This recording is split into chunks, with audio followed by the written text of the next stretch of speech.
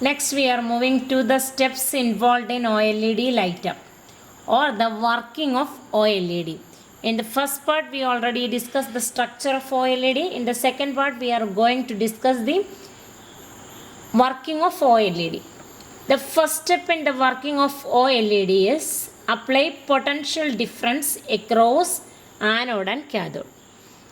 First step, apply potential difference across anode and cathode.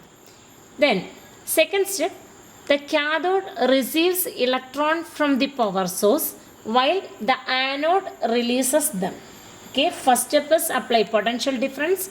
Second step, as a result of potential difference, the cathode receives electron or gain of electron, whereas anode loses its electron or it's release the electrons. And the third step is cathode makes the emissive negatively charged while the anode makes the conductive layer positively charged. The positive charge being more mobile in nature, so it jumps across the barrier and reaches near the electrons and combine with the release of energy in the form of light. So actually, first step, apply potential difference. Second step, cathode gain electron and anode loses its electron.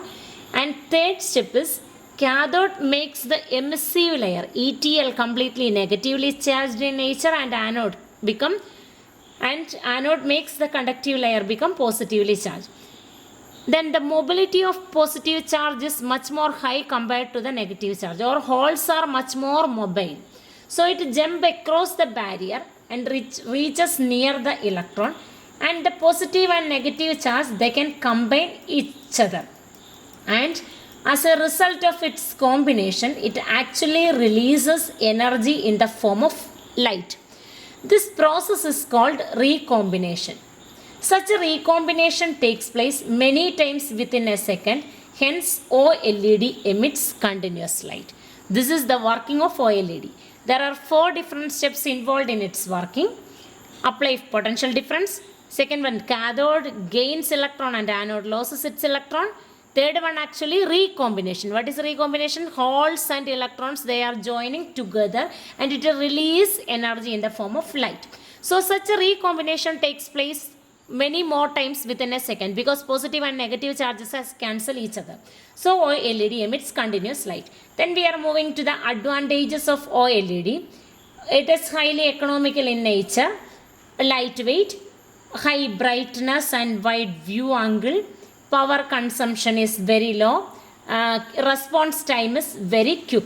These are the properties and advantages. Then uses of OLED. TV screens, computer monitors, general decorative purposes, we can use OLEDs. Used as displays, automobile purpose, etc. These are the uses of OLED.